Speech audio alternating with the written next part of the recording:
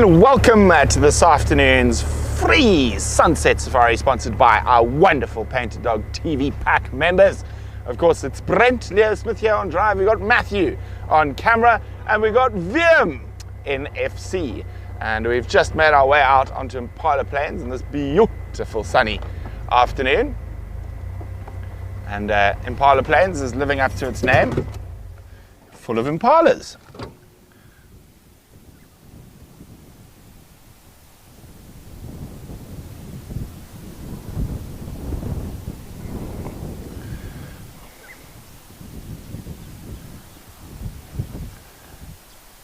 Oh dear, I don't know what I've done here, Matthew. How do I do that? Push the big circular button. Ah, pushing every button except the right one. Okay, just bring our monitor up quickly. So we've got Deborah and Impala out in Impala Plains, and it's been quite a windy day for us. And there's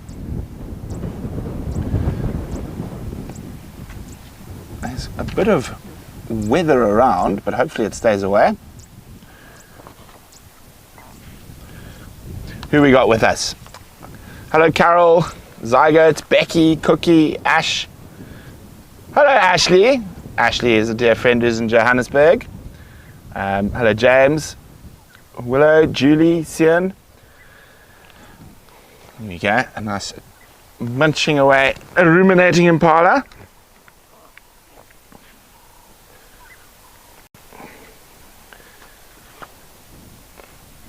Of course, let's try to get a bit closer to the zebra. I want to see if my new favorite zebra is around. He's a quagga zebra. So, does anyone know what a quagga is? If you know what a quagga is, let me know. For those who might be joining for the first time, we're coming to you live from the Greater Kruger National Park on the magnificent Pridelands. And hoping we're going to find some animals this afternoon. And I do have a very special treat, but I'm not going to tell you what it is yet. We've got to find the perfect spot for the very special treat.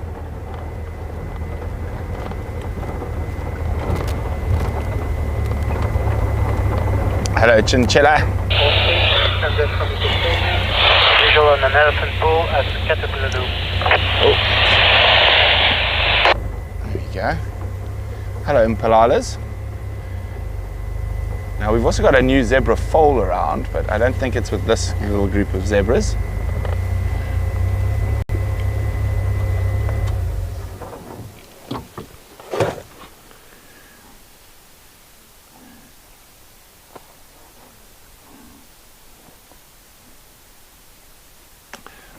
Moore, a pale oryxy looking zebra. Cookie, white legs. Well, actually, they almost had, they had very few stripes. So they were thought to be a separate species that went extinct in South Africa. They used to live in the Karoo in the Western Cape. And they did some genetic tests on a quagga. And it turns out that the quagga was just a different color variation of zebra. The last quagga, if I remember correctly, I'll remember just now.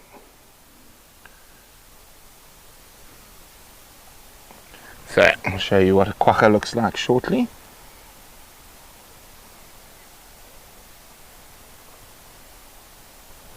So basically it's a color variation of zebra. And the last live quagga, I think, just give it a sec, Matt.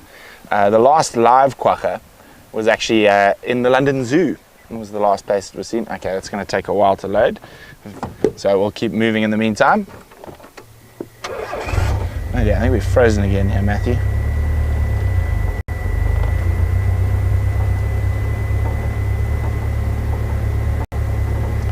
So, I've lost comms as well. Oh dear, what's going on?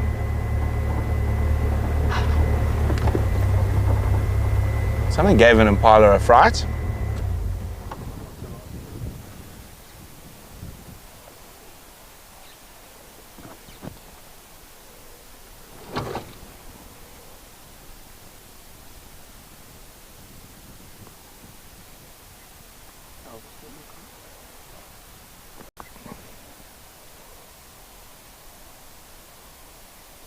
there's no signal oncoming.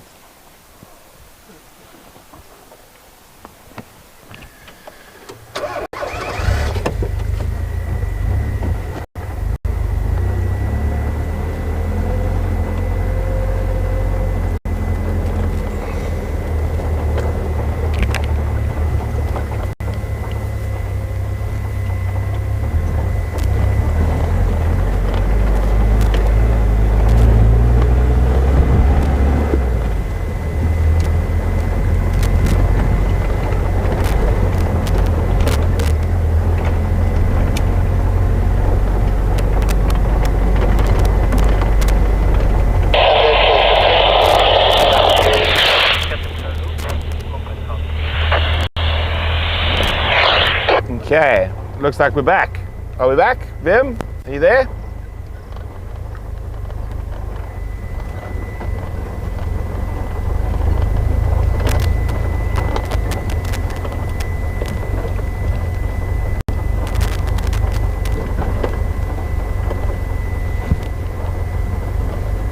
Are you back on comms, Matty?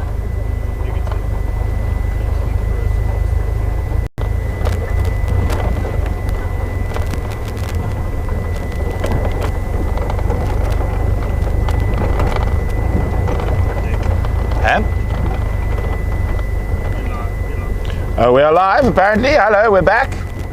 Sorry about that. I was going to start talking about it. We are testing some new equipment that's supposed to jump between things. So we are in the testing phase. So you might have to bear with us. I've lost my comms with VM at the moment.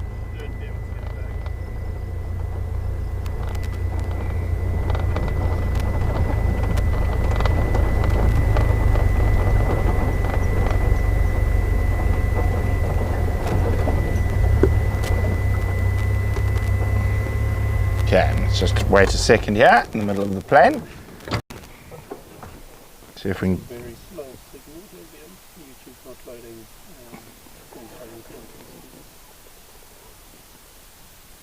You ask him if it's trying to switch to MTN, because that could be the problem.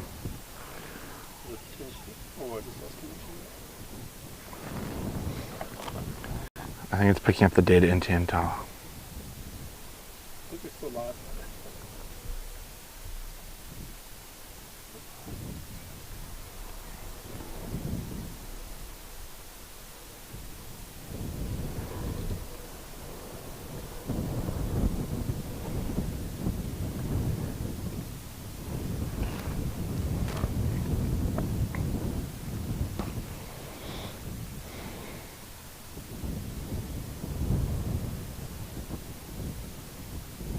Probably not take the right data. Is it trying to switch to MTN or something?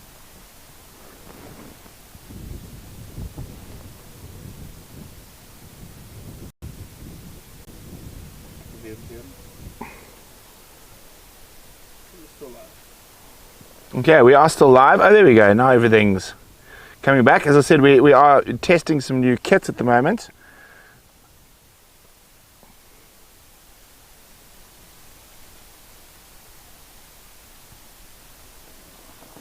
Okay, well I think we're just going to have to stick it. There we go, I'm back. Okay, as I said, we're going to head towards Leopard Dam, and then I want to head down towards an area, the top sort of section of the Ndlovu drainage system, and that's where Pixie Pan and her new cub have been hanging out. So fingers crossed, we might get some leopard luck in the south.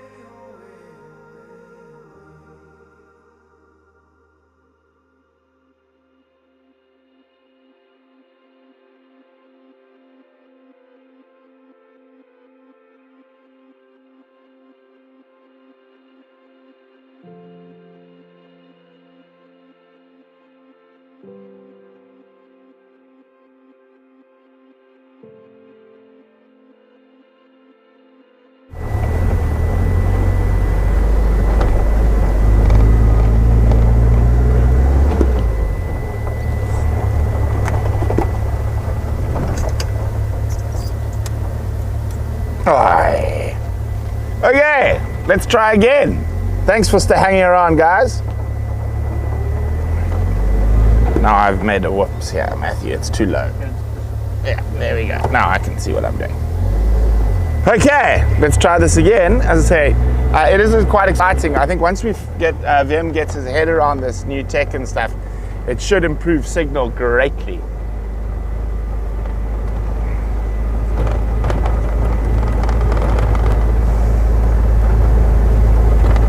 Okay, so the plan is we're trying to head south. I want to go look for Pixie Pan, the female leopard, and her new cub.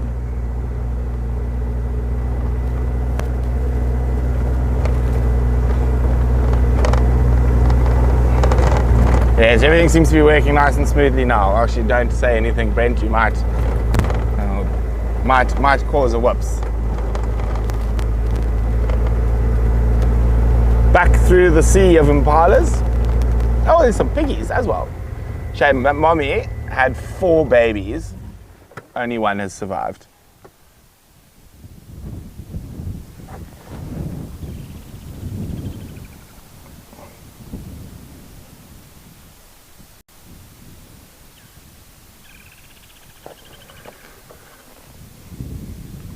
So you've got last year's babies. Last year she did better. She managed to get 3 to adulthood.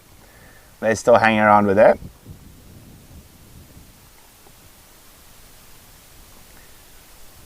And this year only 1 has managed to sort of survive this long.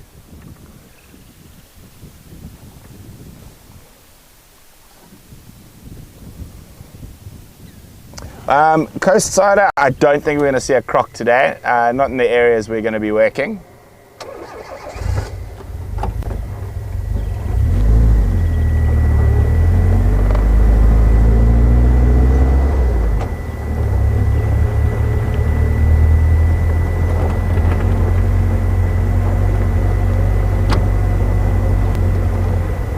Hello impalalas, hello impalalas, so many of the impalalas. Loving all the luscious rain. There's an impalala and a juvenile red-billed oxpecker. Okay, impalalas, we're going to look for your worst nightmare leopard. So let's head south. Oh, look at the baby and the oxpecker lying down there. Oxpecker is irritating the little baby. Oxpecker's flown off. But I do love the little male impala this time of the year. Those tiny little horns starting to show through.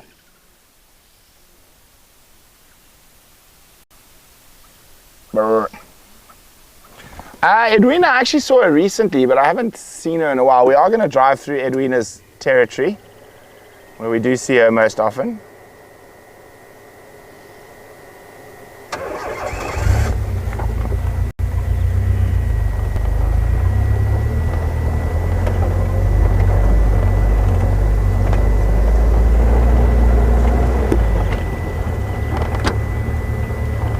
The zebra from a bit earlier.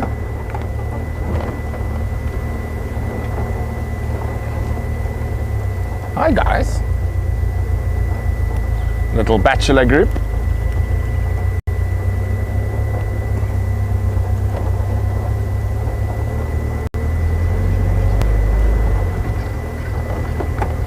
Move, squirrel.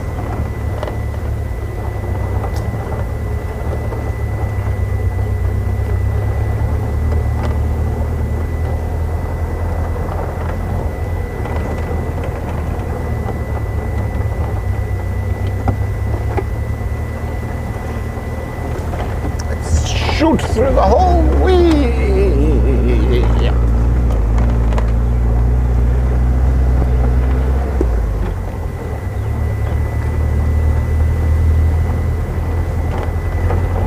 So we're going through a little bit of an Ellie shortage at the moment. There's a few around, but not, the breeding herds haven't been around for a little while, but I'm sure they'll come back. You never know, we might find them this afternoon.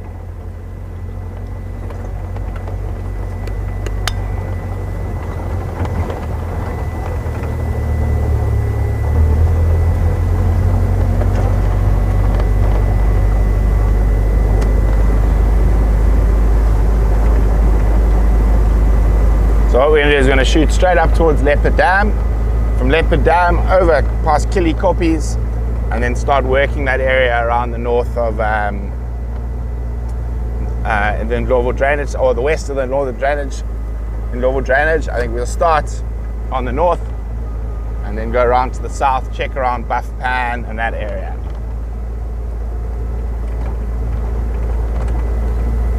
But a beautiful evening. Oh, and I forgot, I do have a special treat for everyone. And well, I have to find the right place to do that. Maybe we do it at Leopard Dam. What do you think, Matt? In one of those nice open areas where people can see nicely. But what a splendid evening.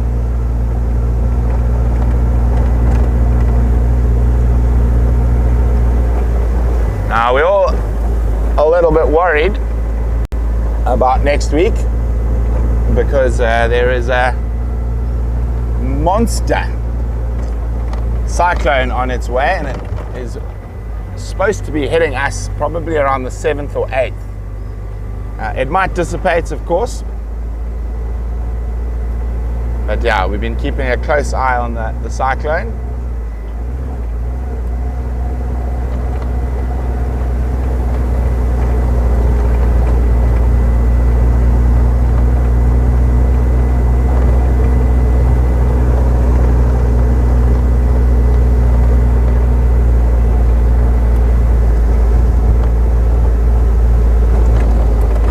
Well, welcome, Diane. Thank you, Bone Crusher Queen. Okay, I'm going to go a little bit quicker because I want to get down south. North's been a little bit quiet over the last while. Kathy, I've got something better than a dance for you just now.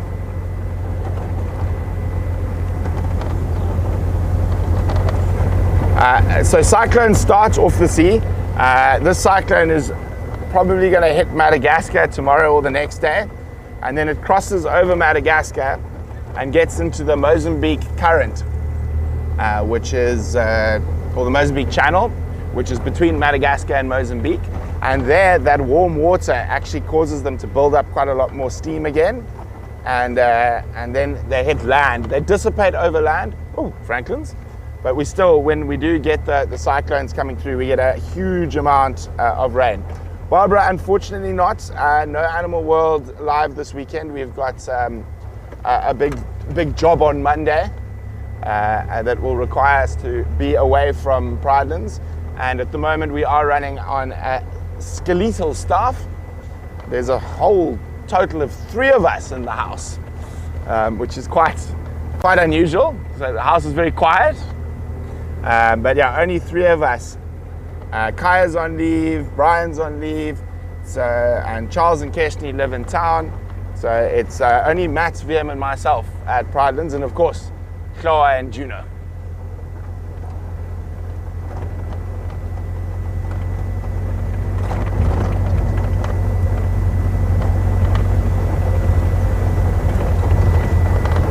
So for those of you who haven't booked your private virtual safaris over the next while, I'll be doing all of them. And then end of next week, I think, Kaya will be back, and I'm heading off to Cape Town, but with some exciting stuff happening down there. And VM and I are going to be heading down into the mountains of the Karoo to look at a possible project there. And then after that, for those of you, if any of you are in Cape Town, have a look at our social media. I'll share it again now, but I'm going to be emceeing an event at Painted Wolf Wines for Remembering Wild Dogs. It's the official South African launch of the Remembering Wild Dog books. So if you are in Cape Town, or it's actually just outside Paarl in the Winelands, grab a ticket for that, and you can come listen to me talk nonsense with Margot and Cole Duplessis from the Endangered Wildlife Trust.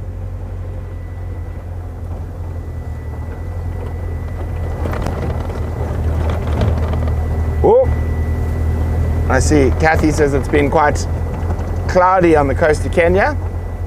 No rain just yet, but lots of wind. Oh no, Alarimo, Lucy is here looking after us, doing the laundry. I still don't do the dishes. I do the cooking. We're having hamburgers tonight, aren't we, Matthew? Yes. We're making hamburgers tonight. I've been craving hamburgers all day, you know that? Yes, I've been craving a hamburger all day, and I think my hamburgers are better than the ones you can buy in the restaurant. Mars, hopefully the pups do make an appearance, you never know. Also, the breakaway pride of lions has been down south quite a lot over the last few days. They always happen to seem to make an appearance when we're not on live drive there. So I think Matt and myself and Keshni were shooting in Thornybush on Wednesday, 2 days ago, and at Saviti. And that afternoon, the lions and leopard were all right as you come into Pridelands. But I think before we head south, make sure there's no heffalumps hanging around the dam. But there's a nice open patch here, which I think will be good for the special surprise. Now, for the special surprise, do it here, eh? Oh, there's a heffalump.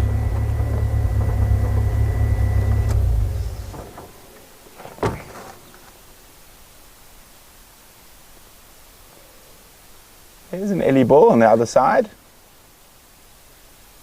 But he's far away. We'll go look at him after we've had our special surprise. Now, what is very important for the special surprise is that I need my sunglasses. Matthew, you got glasses on today? Yes, you do. For the special surprise, we have to have glasses on for safety.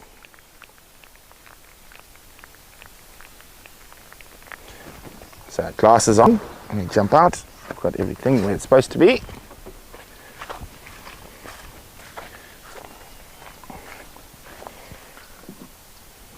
Special surprise. Ice cream. Ice cream. We're going to have ice cream on drive, guys. It is not, of course, ice cream. Big spoon. So I need really big spoons for the special surprise. So we'll do it down here where it's a little bit open. So obviously normally we don't do this type of stuff. We don't like touching animals. But because we live in the bush, sometimes the animals get into a place. Oh dear. Not there. No ways. That is a problem. There is no spitting cobra in there. You take the wrong bucket. No. There was a spitting cobra in there. How did he escape? He must have pushed through this hole here. He's not hiding underneath.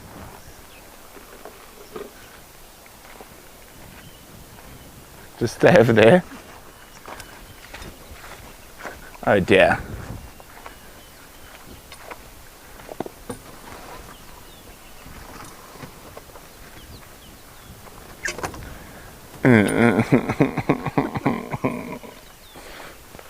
I think we have, you probably would have not hung out in the car, but to be safe, I hope you didn't go up into the dash. You couldn't have really here.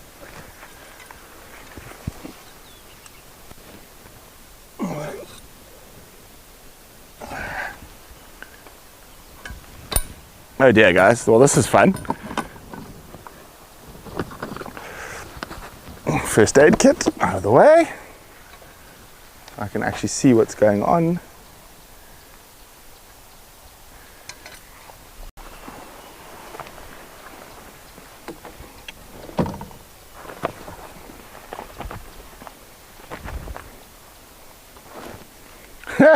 Wasn't in the back with me, was he? No, he's only been in the front. He might have just climbed out of the car, but I think it's better to be on the side of caution.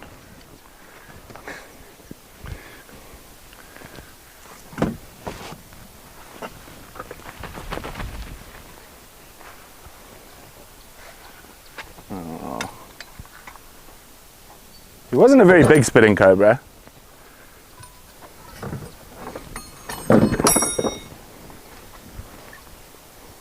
That's something you might hide inside. Okay.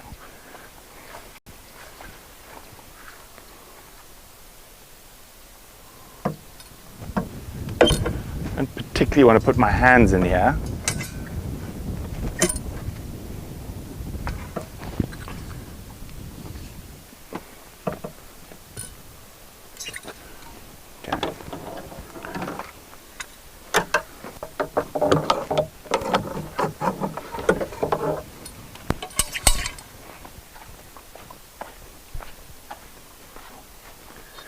Okay.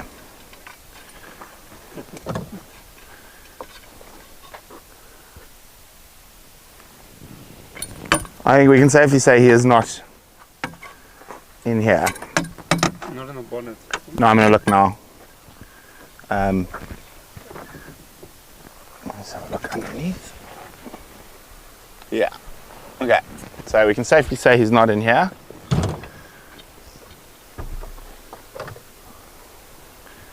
So let's just check inside the bonnet quickly. Although I think if he was in the bonnet, he would have quickly got out. Okay, so we're not going to be looking at a spitting cobra today. Just double check. This is not the fun one. There we go. It'll be too hot. He would have got out. The only time you really find snakes in your bonnet is in winter. When you park the car and it's warm, they come try to climb into it. Okay, well, let's pack everything back in the car. Well, I'll wait till we catch another spitting cobra in the house.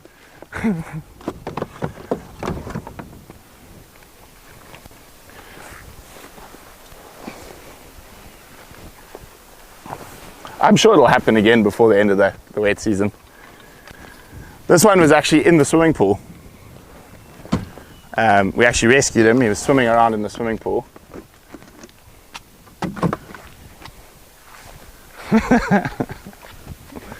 He's gone. The spitting cobra is gone. At least he's not under the seat or something. Okay. And now I'm sure that elephant has disappeared by now. Ah, my camera. There you go. No, I know that snake was in there. He must have escaped.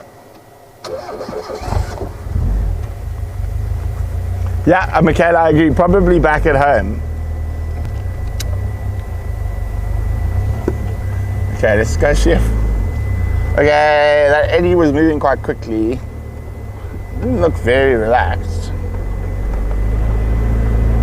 Vim, you were playing while you were fixing stuff. We don't know where that cobra was.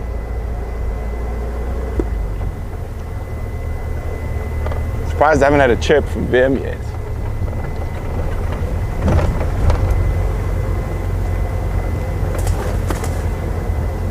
I mean, you saw how tight the lid was on when I pulled it off. Oh, I haven't heard a thing from him. Yeah, Vim's been working on the box the whole afternoon. Okay. And we'll look for this Ellie quickly, but it looked like he was on a proper mission.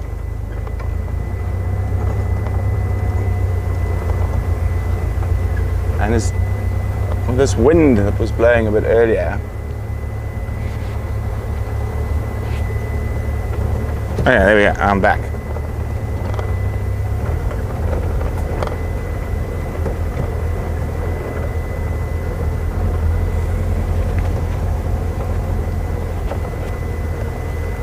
Well, I'm pretty sure the snake's not in the car, guys.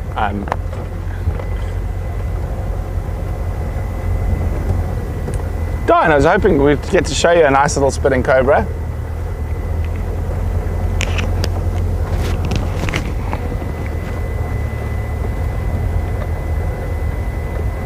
So the bucket didn't ever sit at home. I caught it, put it in the bucket and brought it straight to the car.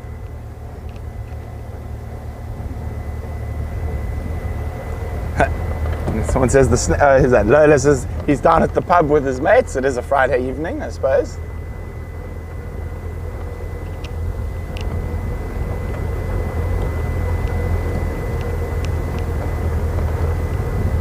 Yeah, and I'm not sure where that Ellie walked off to, but he was in a hurry.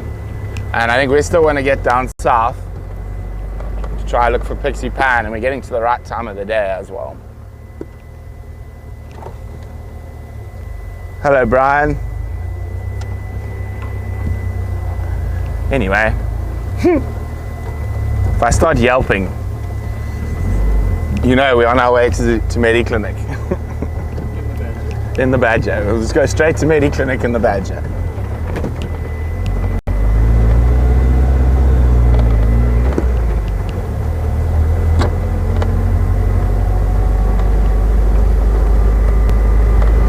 So, but most of the thing that people don't realize, most snakes are actually far more scared of you than you are of them.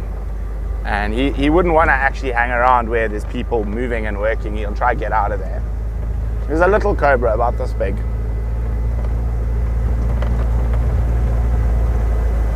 Tammy, I need a better snake bucket. Well, I'm sure some of you have heard the story. It was about 2 years ago now. Well, we've moved lions in a snake bucket before. But about 2 years ago, here on Pridelands, I heard Claw make a weird noise. Rushed through, and there was a python that was bigger than me. In the bathroom, in the house. And I didn't have my proper snake tongs and sticks and stuff then. So it was quite a mission to catch. But I did manage to catch it. And it was too big for all the buckets we had. We had to... And it was about 9 o'clock at night. 10 o'clock at night. So I was like, I don't feel like driving out with a snake now to release it. And so what we did is like luggage that you would travel with normally. I put the snake in the luggage and I put it just outside the kitchen. I was like, okay, tomorrow morning I'll take it out and go release it. And I forgot. And poor Lucy, our housekeeper, came through, wondered why on earth Brent had now moved this like luggage for flying overseas out into the kitchen. So she opened it and then got a big fright. Brent! Oh, she was angry with me.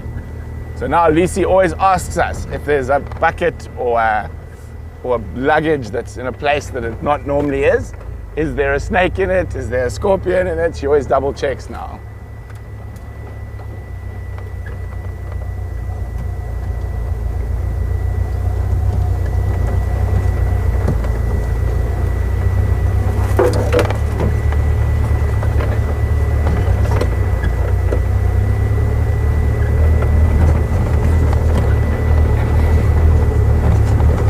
Okay, let's go south.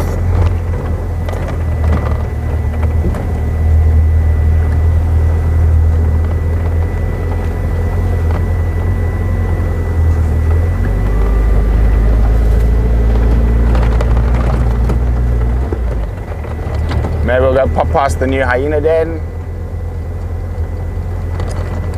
I think let's go look for Pixie Pan first though.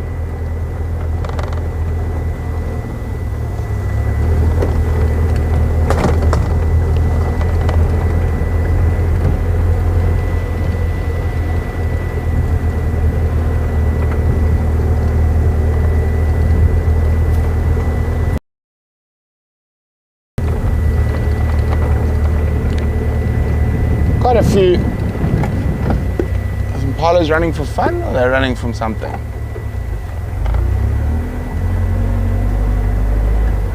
Fun, I think. Yeah, fun.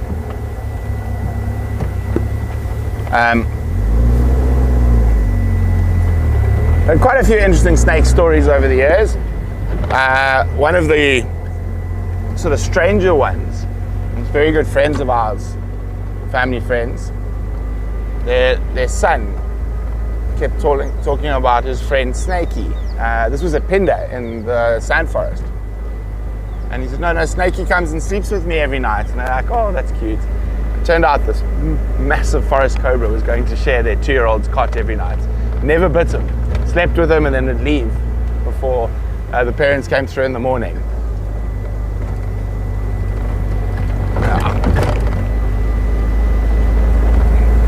I've had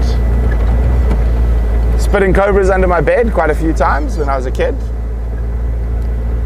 And well, we had a monster snouted cobra that lived in the roof of Pryden's house before we moved in.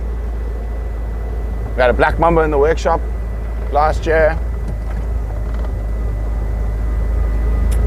Hi Sue, how will the cyclone affect the animals?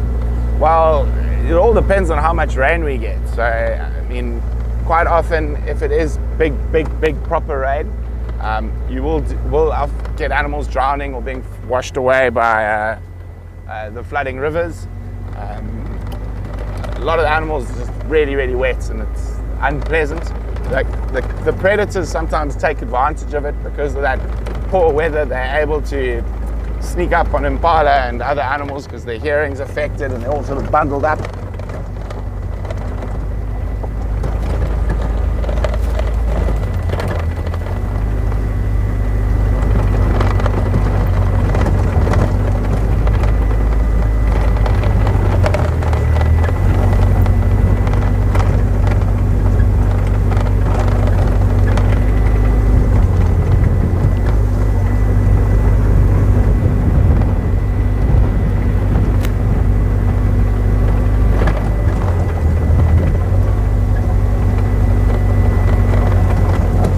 Yes, the high winds push far inland off these cyclones.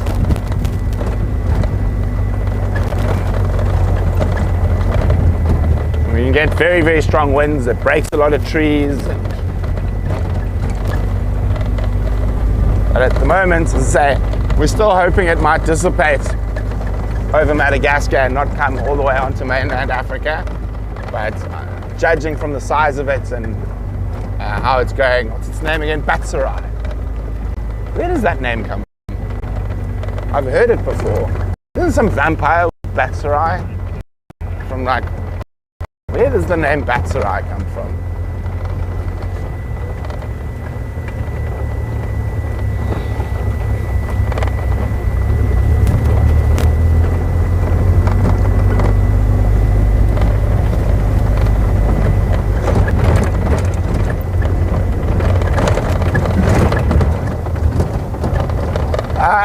It won't get cold, but it will become cool while we're having that amount of rain. But we shouldn't get cold, too cold. Probably sit around 20 degrees.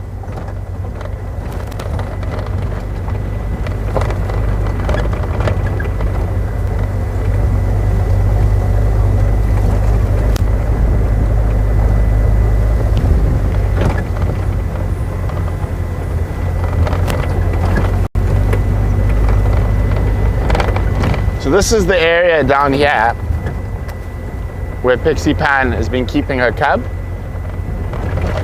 I had tracks for them, when was it? Yesterday morning. Yeah. Very fresh tracks for them around Buff Pan.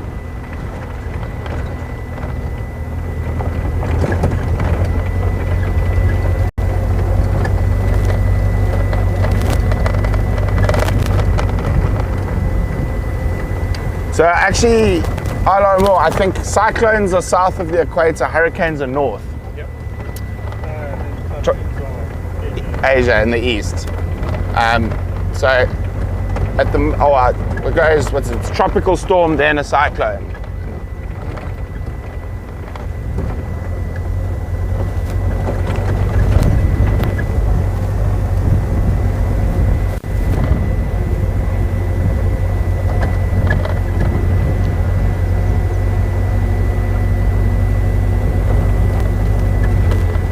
Okay, since we're on this road,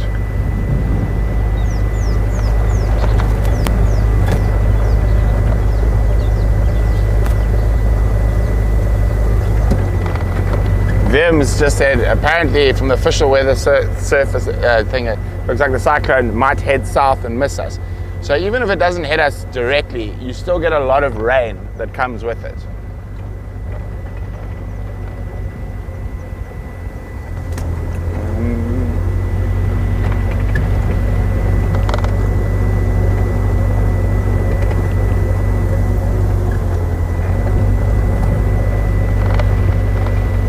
But at the moment, I mean, those are all projections, so we'll see what happens when it happens.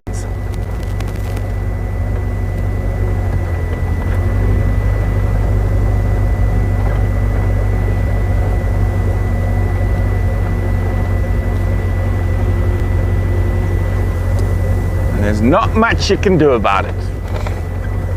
You can prepare as much as you can to protect equipment and stuff like that, like the live cams. But we'll see. We'll make a call closer. Some of the live cams and stuff we might even just unplug and pull down, particularly if the winds are going to be really bad.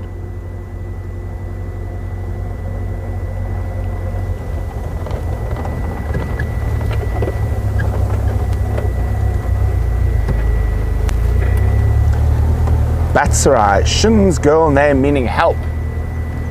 That's a terrible name for a cyclone. Help, I suppose, or you could be screaming help as it approaches.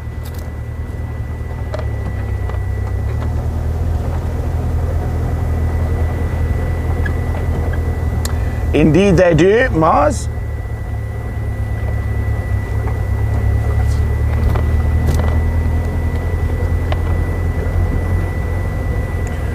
No, we don't really have basements in South Africa. Don't really need them.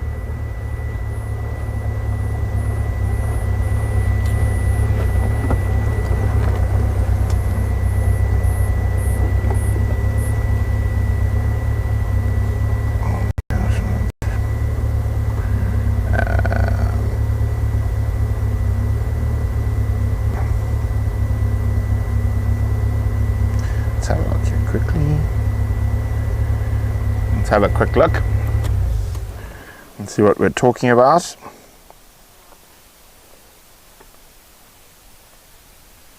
So there it is currently.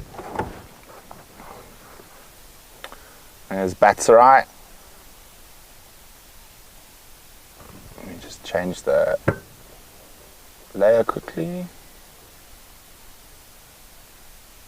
Update in a second. There we go. So you can actually see, and if you go in, the winds here are crazy. So there you go.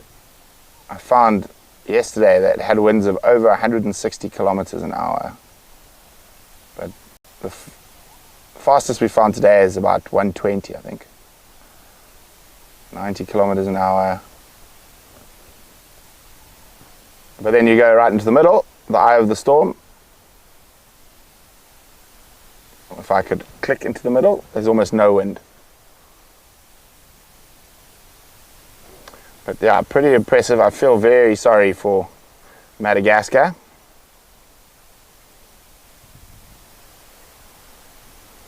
There's Batsarai on its way. We have no idea who the father of the cub is. I would say, at a guess, could be the pale male.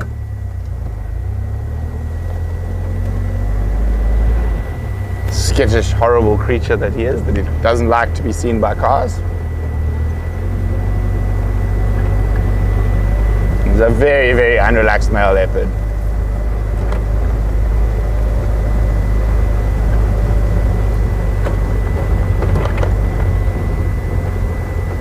The only time I've had a good sighting of him is because he didn't know I was there.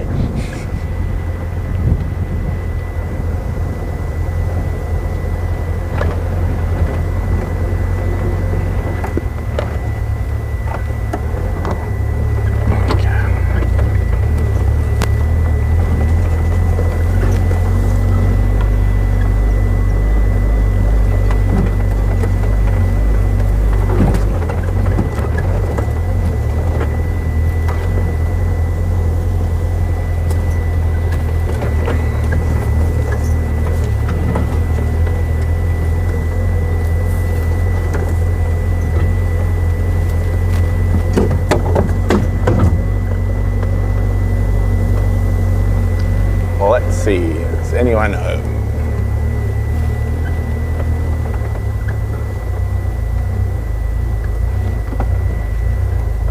Nope. It was worth the check. This is the new hyena den. but no one is at home.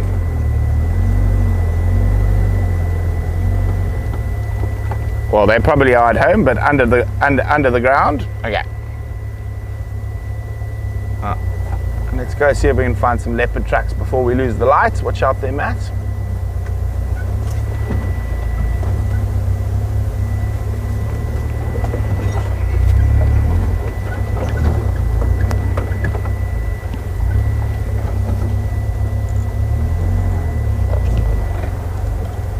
Yeah, Carol, that it could get as far as Mutari, although it seems like it's going further south now.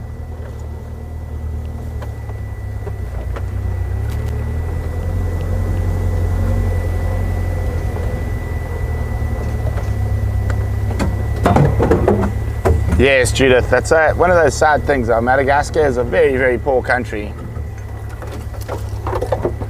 And interesting fact about Madagascar, it is one of the only countries in the world that still deals with the Black Death, the bubonic plague. They have at least one outbreak of the plague a year.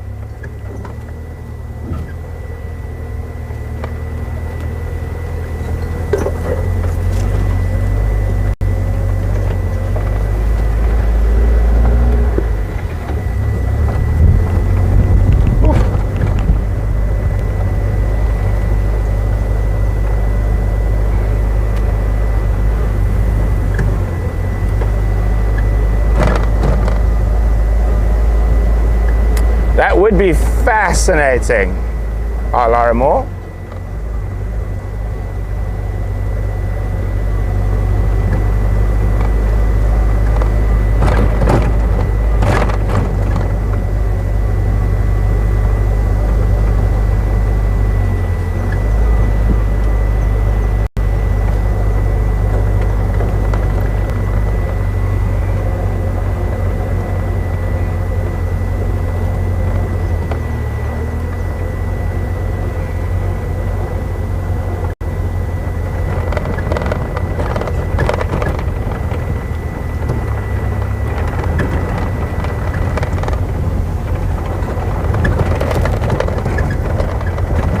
Yeah, one of the few places in the world that still has the bubonic plague.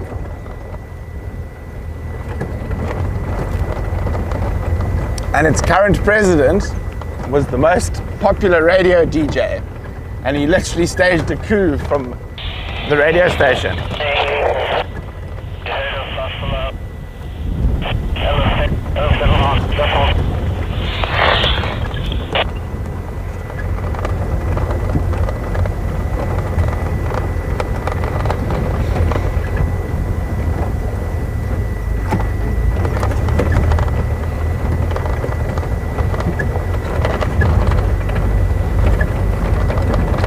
Let's see what's out on zebra plains.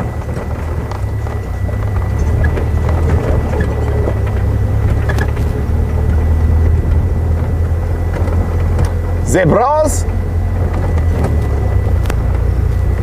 and impalas.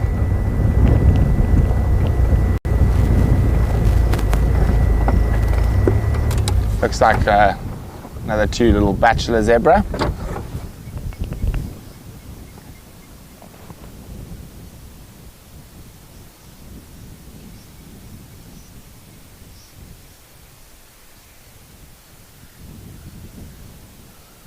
I'm not sure.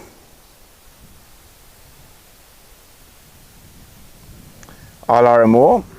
The reason why it doesn't go pandemic is because the rest of the world, we've sort of got it under control in terms of treatment. I think it's just penicillin sorts out the plague. But Madagascar being one of the poorest countries in the world, and lack of decent healthcare and medicines is why it still exists there. I'm trying to remember the other places. There's a few where the bubonic plague still exists.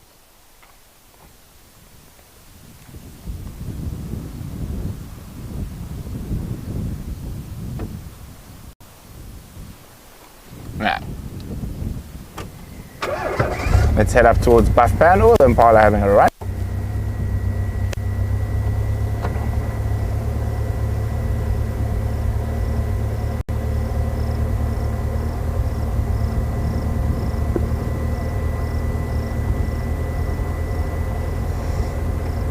So apparently it's even still in America occasionally. It's just that it's not a big deal when someone comes in with it. As I say, it's very treatable.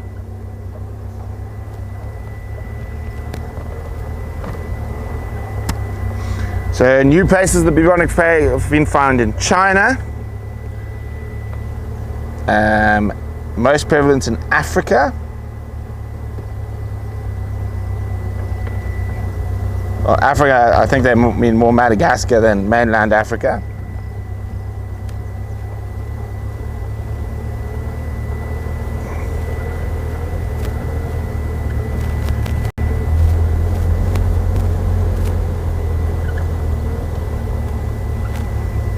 Well, in August 2020, California reported a case of the Black Plague.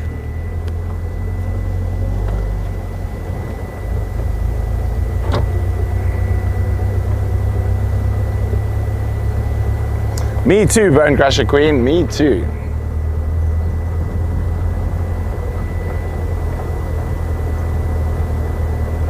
Okay, so here are the countries, I'll get there, with the most cases per year of the Black Plague.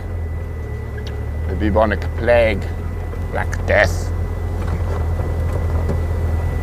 And remember, it's carried by fleas. An infected flea is the most common way.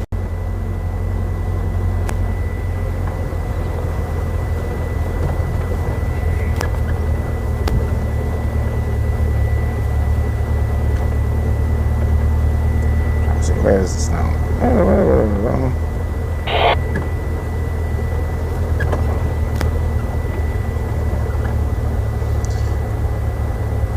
So it actually affects between 1 and 17 people in the US every year. But the three countries where it comes up the most is Madagascar, Democratic Republic of Congo, and Peru.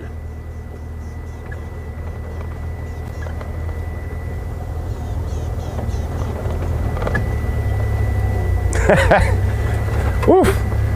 Laura says, I'm surprised certain cities in California don't have more cases of the plague.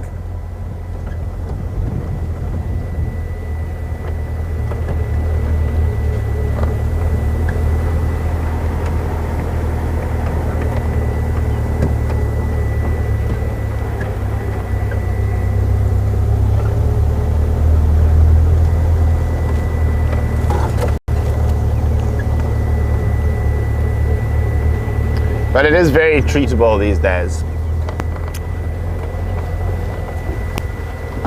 Come on, let's find a tree climbing impala, Matthew, with a leopard cub eating it.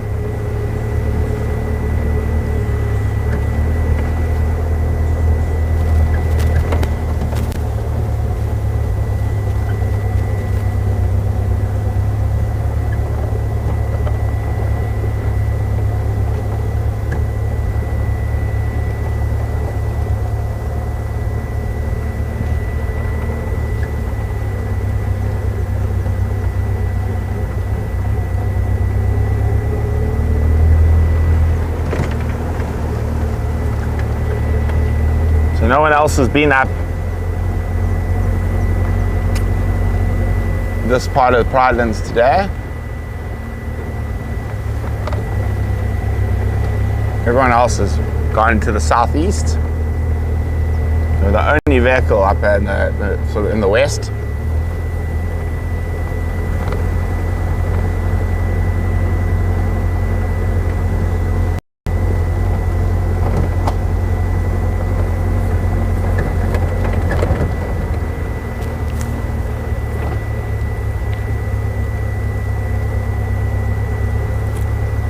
Sure, she's in here somewhere.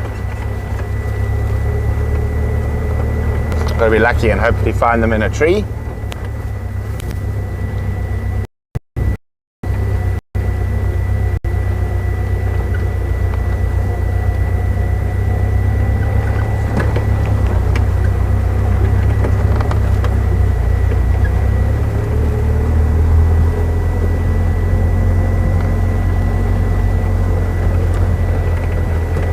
Last tracks I had of the cub were just heading into these sort of these little Tambuti thickets down here.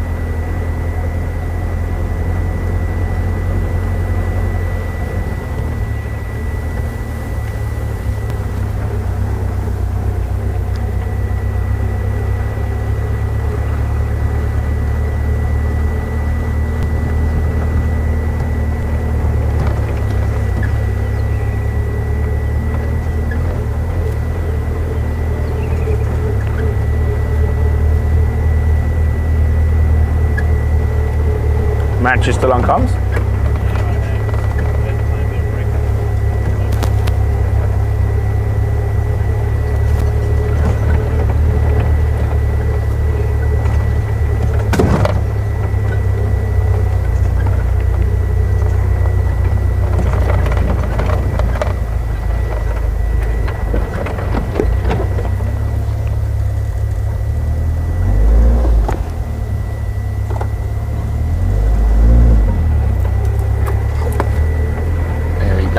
Yeah, I'm back. Thanks, Vim.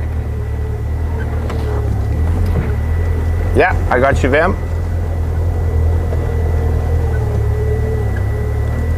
Okay. Come on, leopards.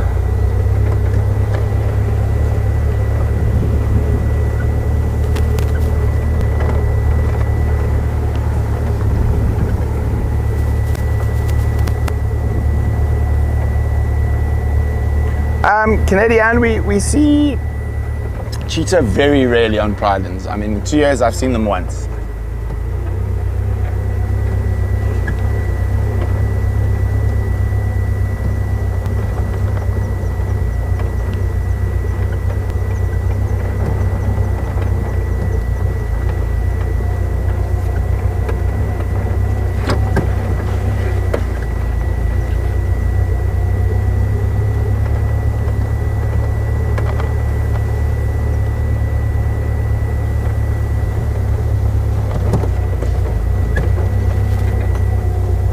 Barbara, I found one grey hair so far. It's because of good, clean outside living. I think I've probably got the least grey out of us oldies at the Painteddog. Vebs just said he's all grey. He's almost all grey now. Charles has got a few. Does Charles have a few greys? I think he does. Brian? I don't know if Brian's got any greys. I'm sure he does, though. Tristan's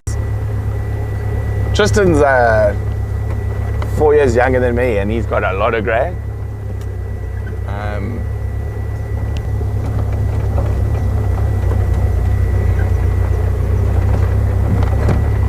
My dad also did only go grey well into his 50s, or yeah, so this only started seeing greys in his 40s.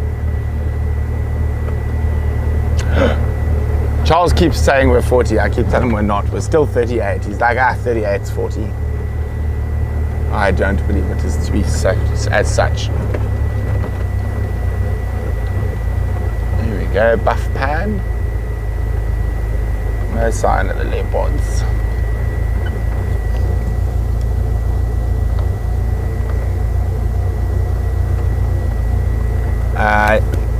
I don't really actually worry about going grey or any of that.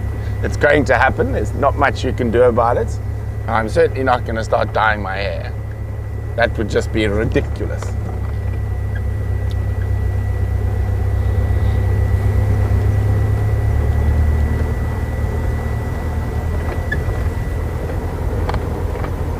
Okay, so let's loop around and then go down the opposite side of the drainage.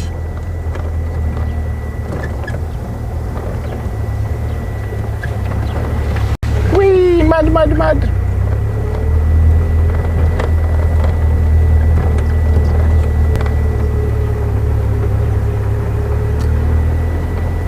These leopards are sneaky. Anton and I have been talking. We need to put a couple more roads in here because there's a very big block with 2 drainage lines that join that she's been utilizing quite a lot. But at the moment, to try to do roads while it's so wet.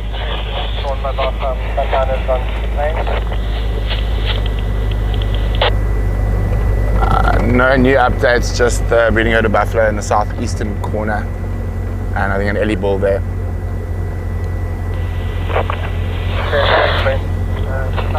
Fairly quiet. There's a small breeding herd of elephants on the middle of the plain. Copy, thanks.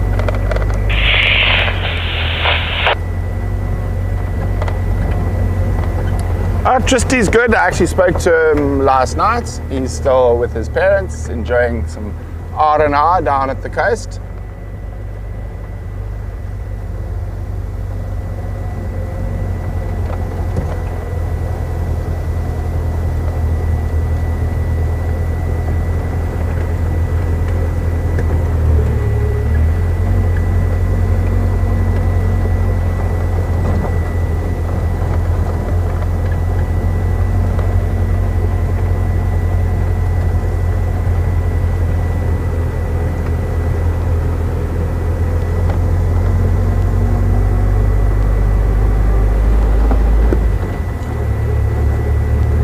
So I think tomorrow morning I'm going to come straight back to this area as well. I really want to see the cub. I haven't seen the cub yet, so I would really like to see the latest leopard on Pridens.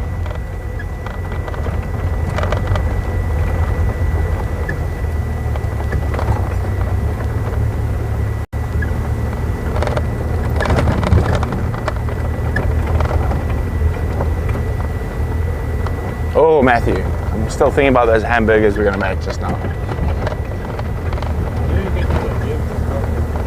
No, let's not do that. We're not going to get VM to start making hamburgers. No, VM is not going to make hamburgers, I can guarantee that. I remember when I broke my ankle and VM had to cook because I couldn't stand. I got eggy bread. That's what I got fed, eggy bread.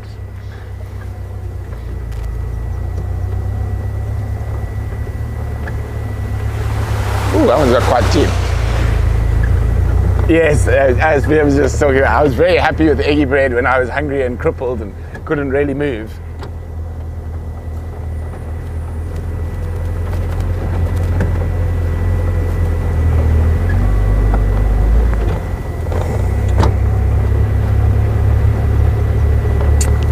No, it's about melting the mozzarella into the patty. That's what it's about. We got mushrooms. We'll make mushroom sauce tonight. Yeah, let's make mushroom sauce tonight. Mushroom pepper sauce. Ooh, live dangerously.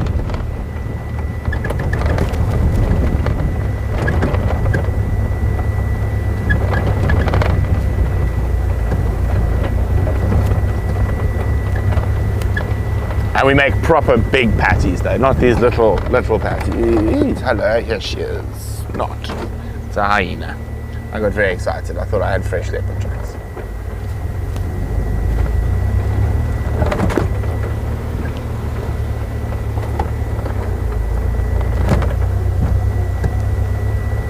Cookie, I don't know how to explain eggy bread.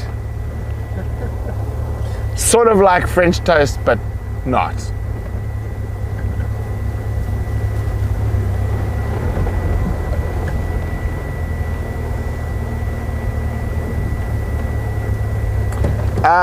Africa Sky, I taught myself to cook, pretty much, and then I've had some good teachers along the way. But I like to try new things. I've got a friend from Gabon who's a 2-star Michelin chef who taught me quite a few tricks, and then I've got another friend who I lived with when I was straight out of school, who was at one of the best cooking schools in South Africa. So he's also taught me a few tricks. Other than that, it's sort of just trial and error, really. Fortunately, I haven't really made anything inedible in a long time. Who made something inedible? Was it Yuka? No one could eat it. I think anyone has to. Yeah, Yuka made something that was inedible once. It was disgusting. I can't even remember what it was.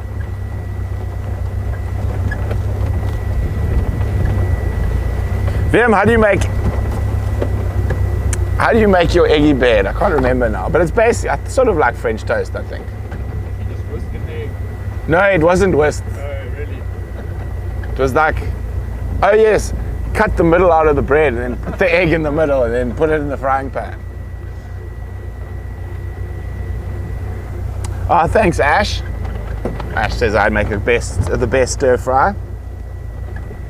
Yeah, but it's not, Kathy, it's not French toast. It is Vim's eggy bread. Vim's speciality, eggy bread and 2-minute noodles. Actually, no, I lie. Vim is very good at making pap.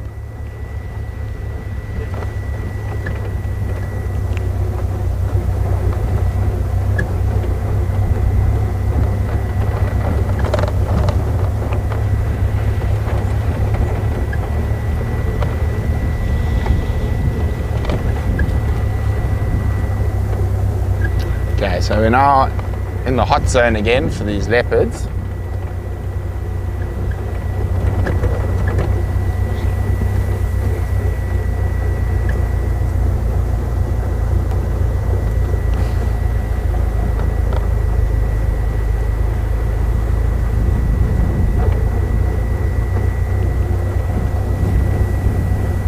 Yeah, it's called Bird in a Nest in Pennsylvania, and eggy bread. I like eggy bread. I'll stick with eggy bread.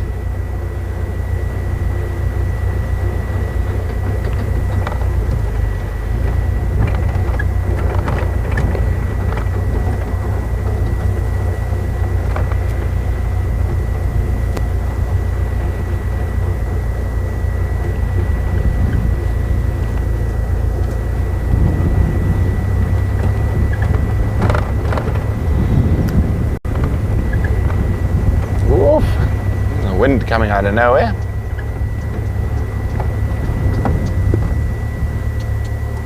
I'm very upset. What are you upset about? Oh, very upset little female redback shrike. In the middle of this sickle bussy. Chip, chip, chip, chip.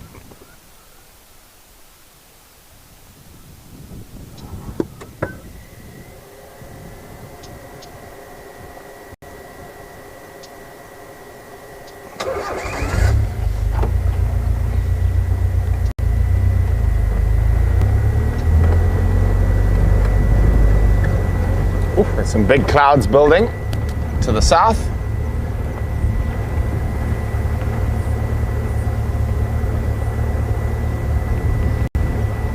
I quite like cooking.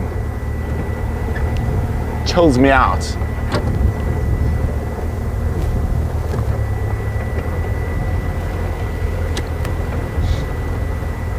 Now, talking about eggs and food, does anyone know what chips my eye is? Matthew, do you know what chips my eye is?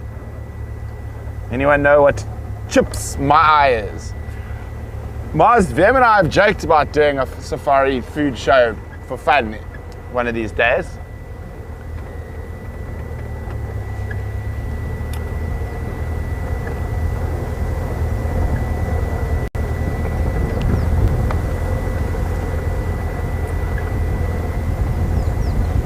It was a female red-backed shrike, Rosalind.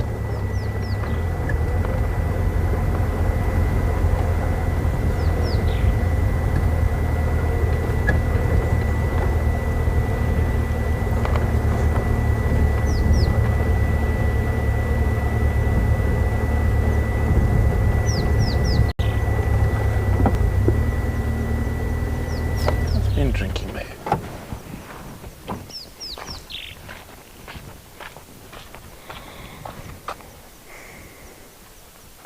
No reports. Yo, these ants are on a mission. Little red ants going at high speed.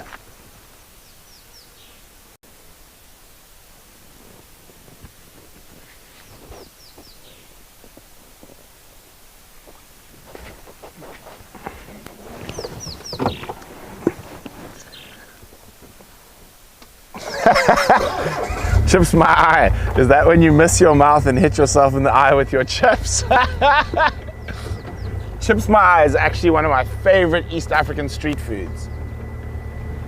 It's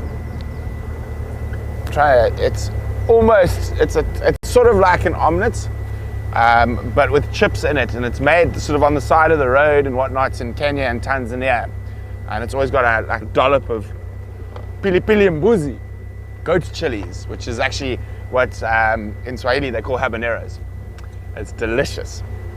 Chili, my eye is spelled M-A-I, M-A-I-A-I, and it means egg in Swahili.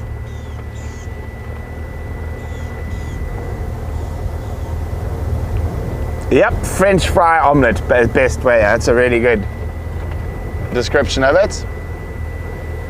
And depending on where you are, there's always like a slightly different taste to the chili and whatnot that they use it. Oh, I do. Oh, I'm really hungry now. Talking about all these great foods. Chips my eye. I can make chips my eye. The one Swahili street food I did not like was breakfast soup. It was disgusting. It was literally like a boiled piece of chicken in clear water, and you used to get it with a chapati. And the guys I worked with all thought I was nuts, so I would just eat the chapati. I wouldn't have breakfast soup. And I can pretty much eat anything.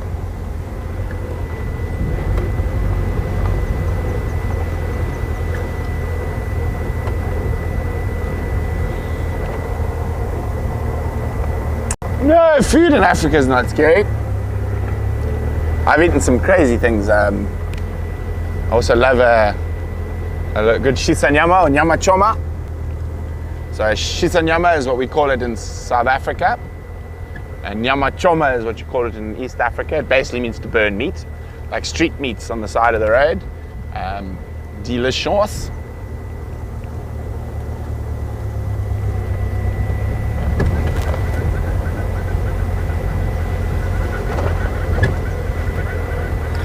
I think let's go have a quick squiz.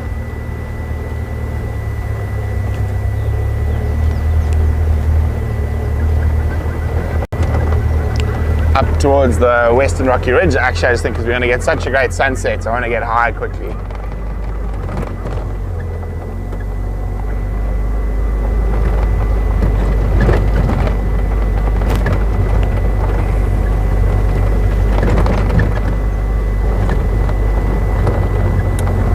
Actually, another one of my favorites from East Africa, I actually make it every now and then here, is wali marage, which is normally red beans and rice, and some onion and tomato and garlic, pepper, salt and whatnot. I do like a bit of wali marage.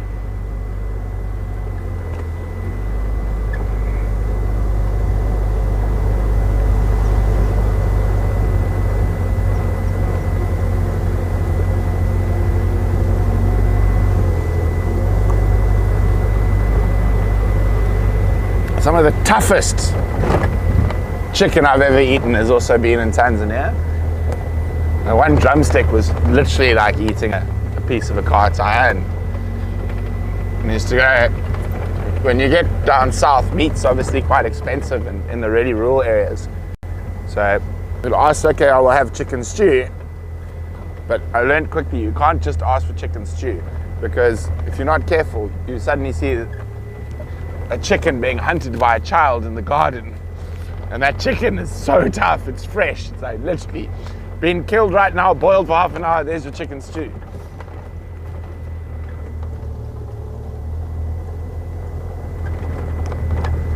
So those are always fun. So you just have to ask, when did you kill your chicken before you feed me chicken?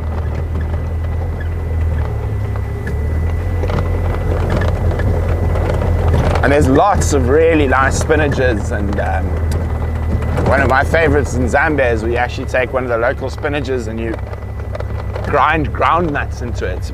It's delicious.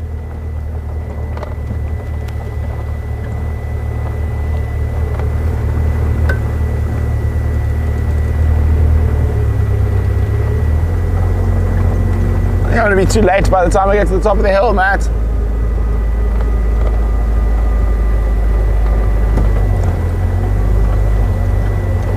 Miss Lobber Bob. Tamarind sauce. Tamarind's actually a really interesting tree. So tamarind is indigenous to India, actually, in the Indies. And it is now naturalized in Africa.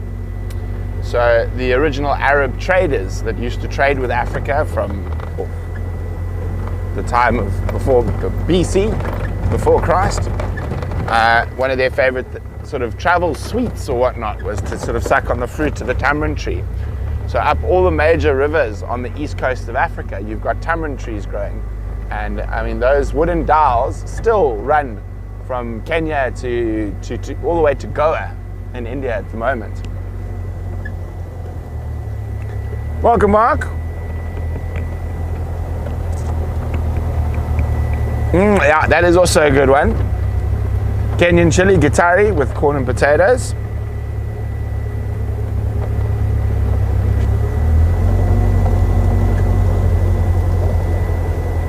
Cookie. I'm the opposite of a vegetarian. I eat no veggies whatsoever. What's my dad's favorite joke? I'm an apex vegetarian. I only eat things that eat vegetables. For those of you who know trophic pyramids.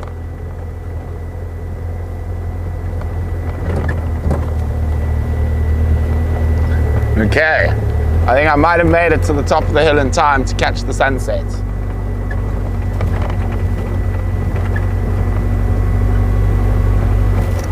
I think we stop here. Matt told me to stop. I think it's gonna be a bit better around the corner, but I don't think we'll make it around the corner. No, I think it's almost, it's disappearing.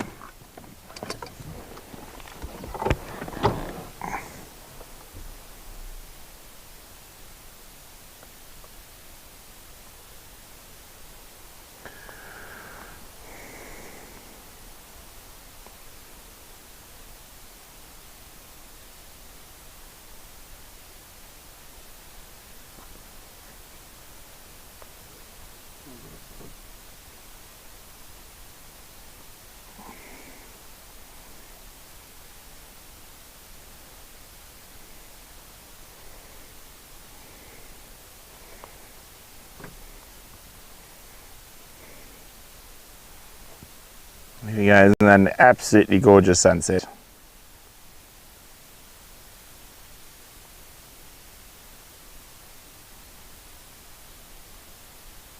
Oh, Gigi, that sounds something I would like. Red beans and rice with Cajun sausage or crawfish. Oh, okay, I gotta eat that when I come across.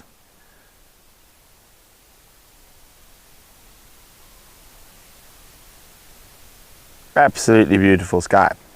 Yes, so I'm going to be in North America in May. I'm very excited. I'm to go see an animal I've never seen before on Kodiak Island. I'm going to go play with some grizzly bears for a week or so.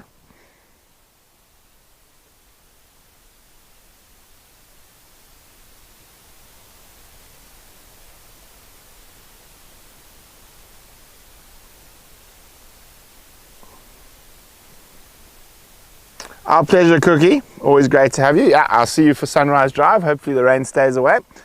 It's been absolutely splendid having you all on this pack member sponsored Friday afternoon live safari. And as the sun starts to set, our tummies are rumbling and we're going to rush off to go make some hamburgers. I'm very excited now about hamburgers. We've been talking about food so much, I'm actually starving now. But as I said, thank you so much for joining us. And for those of you on live private safaris, we'll see you tomorrow and on Sunday. But for now, enjoy the sunset and bye.